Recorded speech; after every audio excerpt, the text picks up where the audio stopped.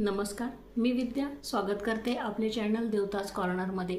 आजच्या व्हिडिओमधून आपण शालिग्रामविषयी माहिती घेणार आहोत। म्हणजे शालिग्रामचे पूजन केल्याने काय काय होते आणि स्त्रिया ह्या शालिग्रामचे पूजन करू शकतात का याविषयी आपण ह्या व्हिडिओमधून माहिती घेणार आहोत।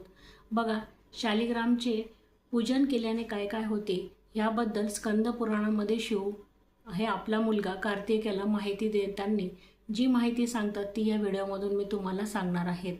बघा, शिव म्हणतात की जे लोक शालिग्रामचे पूजन करतात त्यांना तिन्ही लोकांचे पूजन केल्याचे पुण्य मिळतात आणि जे त्यांना करोडो गोदानाचे आणि करोडो यज्ञ केल्याचे फळ हे मिळते।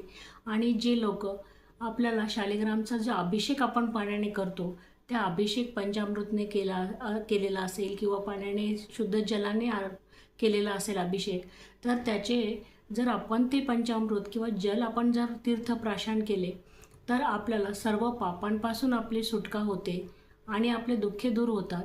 आणि बघा, आपण जर नुसते मानसिक ध्यान केले, म्हणजे मानसिक ध्यान करणे म्हणजे काय असते तर बघा, आपण जेव्हा मनातल्या मनात देवाचे ध्यान करतो आणि त्यावेळेस त्याला मानसिक ध्यान असे म्हणतात।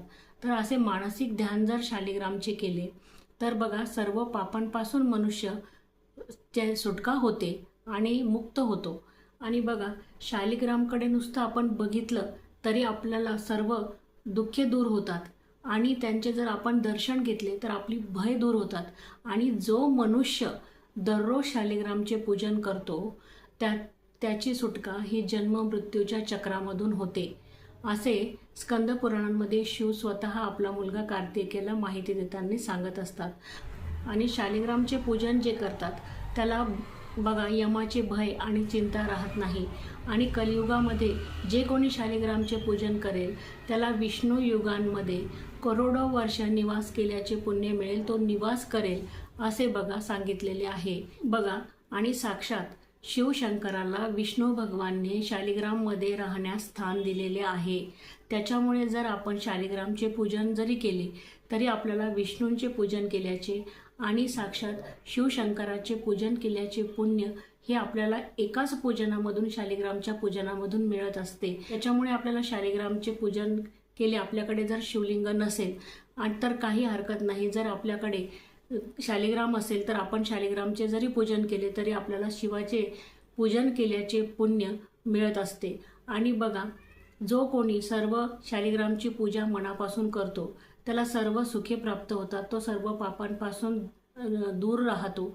आणि ज्याच्या मनामध्ये जर भक्ती नसेल आणि काही इच्छा असेल, जो भक्ती दूर दूरपर्यंत करत नसेल आणि त्याने जर फक्त शालिग्रामचे पूजन केले तर त्याला सर्व त्याचे पापे नष्ट होतात आणि त्याला सर्व सुखे प्राप्त होतात। आणि बघा, कमल फुलांचे हजारो करोडो कमल फुलांचे जर आपण कमल फुलं वाहून पूजा करतो, ते पुण्य जेवढे आपल्याला मिळते तेवढे करोडो पुण्य आपल्याला फक्त एका शालिग्रामचे पूजन केल्याने मिळत असते। त्याच्यामुळे आपल्याला शालिग्रामचे पूजन हे करायलाच पाहिजे। आणि बघा, किती करोडो जर शिवलिंगाचे आपण पूजन केले आणि तेवढे पुण्य आपल्याला मिळत असेल करोडो शिवलिंगाचे पूजन करून, तर तेवढे पुण्य फक्त आपल्याला एका शालिग्रामचे पूजन केल्याने मिळत असते। त्याच्यामुळे आपल्याला शालिग्रामचे हे पूजन केलेच पाहिजे। आपण फक्त एका शालिग्रामचे पूजन केले आणि मनापासून केले तर आपल्याला त्याच्या नुसत्या पूजनाने आपल्याला तिन्ही लोकांचे पुण्य मिळते, तिन्ही लोकांची सेवा केल्याचे पुण्य मिळते। त्याच्यामुळे शालिग्रामचे पूजन हे केले पाहिजे आणि आपण सर्व पापापासून नष्ट होतो। जेवढे करोडो शिवलिंग स्थापून आपण त्याचे पूजन केल्यावर जेवढे आपल्याला पुण्य मिळते तेवढे एका शालिग्रामचे पूजन केल्याने आपल्याला पुण्य मिळत असते।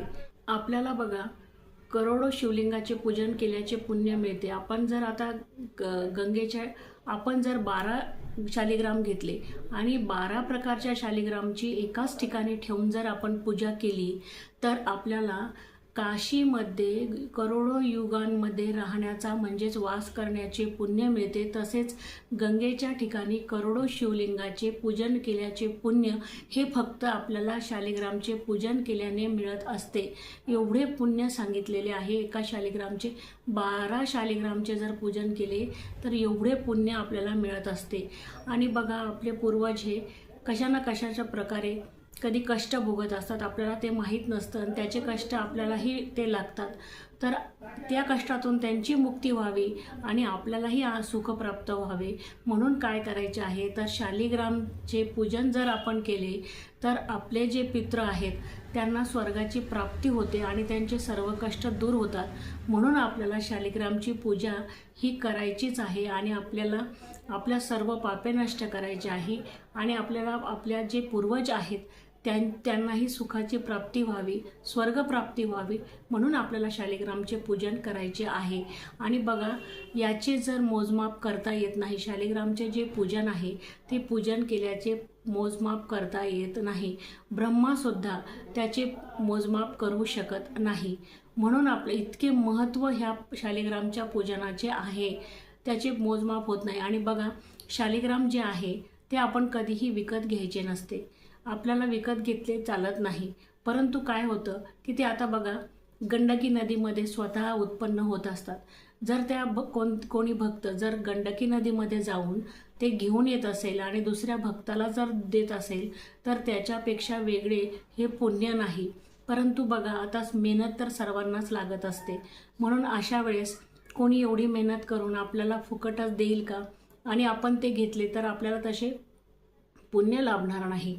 तर आपण विकत का होईना परंतु घेतले पाहिजे. तर विकत कोणत्या स्वरूपात घ्यायचे आहे, तर आपल्याला काय करायचे आहे की कोणी गंडकी नदीमधून कोणी भक्ताने जर ते आणलं, शालिग्राम जर घेऊन आले आणि आपल्याला जर दिले तर आपण दक्षिणा स्वरूपामध्ये काही ना काही त्यांना त्यांच्या बदल्यामध्ये आपल्याला द्यायचे आहे आणि तेव्हा आपल्याला शालिग्राम घ्यायचा आहे आणि त्याची पूजा करायची आहे. बघा, आता बरेच जण काय करतात की शालिग्राम हा आता चोपड्या स्वरूपामध्ये असतो, तर चोपडे स्वरूपामध्ये गुळगुळीत हा दगड असतो, तर तसे शालिग्रामांची पूजा करणे चालत नाही. बघा, ओरिजिनल शालिग्राम हे कसे असतात, तर त्याला एक प्रकारचं एकीकडनं होल असतं आणि मध्ये जर बघितलं तर आपल्याला चक्र दिसतं आणि कोणतं ओपन असतं. बघा, उघडं जर असं केलं, दोन दगडं वेगळे होतात आणि जर आपण त्याला वेगळं केलं तर त्याच्यामध्ये दोन्ही बाजूनी वरच्या झाकणसारख्या काढलं आपल्याला तर त्याच्या बाजूनी पण चक्र असतं आणि खालच्या बाजूनी पण चक्र असतं आणि त्याला येलो कलरचं बघा एक लाईन असते, म्हणजे सुवर्ण लाईन असते. तर तशा शालिग्रामची पूजा करणं हे सगळ्यात पुण्यकारक असे आहे. पण असे जर तुम्हाला कुठे भेटले तर ते एकदम चांगले शालिग्राम मानले गेलेले आहे आणि असे शालिग्राम चक्र असलेले शालिग्रामाची पूजा केल्याचे चालत असते. आणि कोणत्या शालिग्रामाला बघा दगड असतो परंतु त्याला एक होल असते आणि त्या होलमधून जर आपण बघितले तर आपल्याला चक्र दिसत असते आणि ते चक्र असलेल्याच शालिग्रामचे पूजन करणं योग्य आहे. आता बघा, बऱ्याच प्रमाणामध्ये आता आजकाल नकलीसुद्धा शालिग्राम मिळतात, ठसे उमटवून चक्र उमटवून तसे मिळतात, तर ते तुम्ही बघून घ्यायला पाहिजे. आणि चक्र असलेले शालिग्रामाची पूजा करणे शास्त्रीयदृष्ट्या योग्य आहे. गुळगुळीत दगड त्याची पूजन केल्याचे एवढे महत्त्व लाभत नाही. ओरिजिनल जे शालिग्राम आहेत त्यांच्यामध्ये चक्र आहेत, त्यांना एक होल असतं किंवा ते ओपन होतात आणि दोन्ही बाजूनी चक्र आहे. असे चक्र असलेल्याच शालिग्रामचे पूजन करायचे आहे. आणि एकत्रित जर 12 शालिग्रामचे आपण पूजन जर केले तर आपल्याला सर्व सुखे प्राप्त होतात.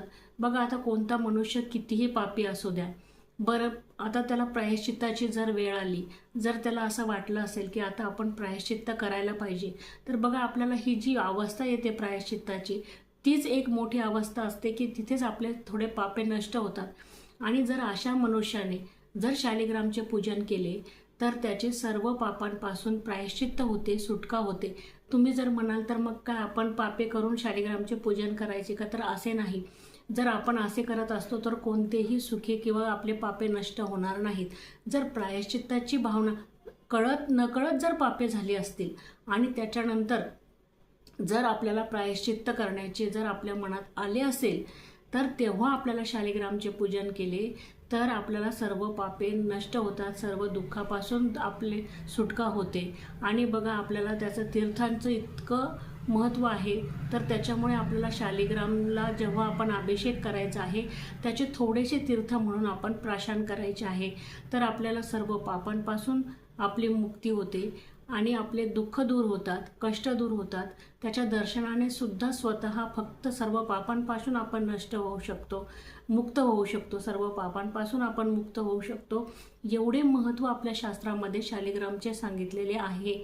आणि आता बघा, तर आता याचे मोजमाप करता येत नाही. मग एवढे पुण्य असेल तर आपल्याला शालिग्रामची काय हरकत आहे पूजा करायला.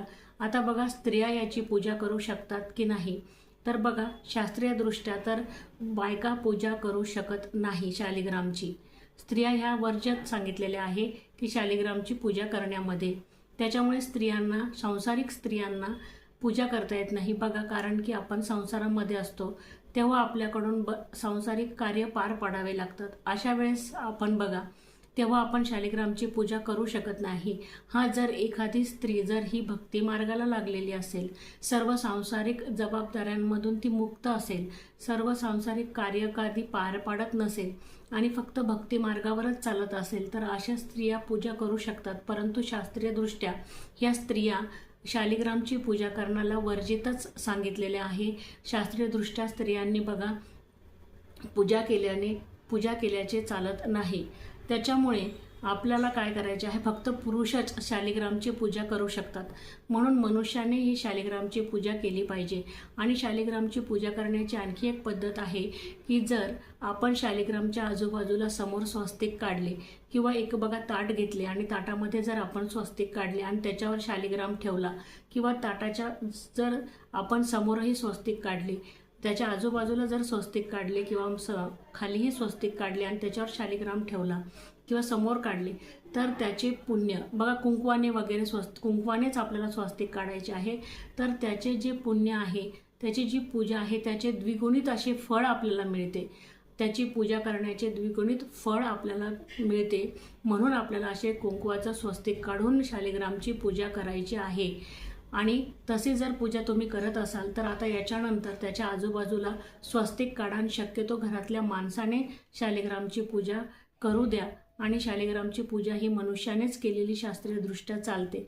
तर बघा, जर एवढे महत्त्व शालिग्रामचे असेल तर की आपल्याला सर्व पापांपासून मुक्ती मिळत असेल, आपल्याला आपल्या जे पूर्वज आहेत त्यांना स्वर्गाची प्राप्ती होत असेल, सर्व पापे नष्ट होत असेल, तर अशा शालिग्रामचे पूजन हे प्रत्येक मनुष्याने केलेच पाहिजे. आणि बघा, आता आपण काही ठिकाणी तुळशीमध्ये शालिग्राम ठेवलेले असतात. तर बघा, शालिग्राम हे तुळशीमध्ये ठेवलेले चालत नाही. तर आजच तुम्ही बघा, जर हा व्हिडिओ बघितला आणि तुम्ही जर तुमचा शालिग्राम हे तुळशीजवळ ठेवलेला असेल, तर आजच तो आणून तुमच्या पूजेच्या घरामध्ये ठेवा आणि त्याची पूजा करा. दररोज जर अभिषेक केला तर त्याचे पुण्य काही अनेकच आहे. म्हणून तुम्ही तुळशीजवळ न ठेवता तो पूजाच्या घरामध्ये आपल्याला स्थापन करायचा आहे आणि पुरुषांनी त्याची पूजा करायची आहे. आणि गुळगुळीत जर असेल किंवा व्हाईट कलरचे पण मिळतात, परंतु ते ओरिजिनल नसतात. त्याच्यामुळे ते खडबडे बघून चक्र असलेले आपल्याला शालिग्राम घ्यायचे आहे आणि त्याची पूजा करायची आहे. तर बघा, तुम्हाला थोडक्यात या व्हिडिओमधून शालिग्राम हे चक्र असलेले पाहिजे, गुळगुळीत किंवा पांढऱ्या रंगाचे नको, हे श्याम रंगाचे म्हणजेच काळ्या रंगाचे, श्यामवर्ण म्हणजेच बघा किंवा निळसर रंगाचे असले पाहिजे. असे शालिग्राम हे सर्वात उत्तम असे मानले जातात. चक्र त्याच्यामध्ये असले पाहिजे. तर तुम्हाला ही बेसिक माहिती शालिग्रामबद्दल मी येथे सर्व सांगण्याचा प्रयत्न केलेला आहे. जर तुम्हाला माहिती आवडली असेल तर चॅनलला एक लाईक करा, सबस्क्राईब करा आणि कमेंट करायला अजिबात विसरू नका. धन्यवाद.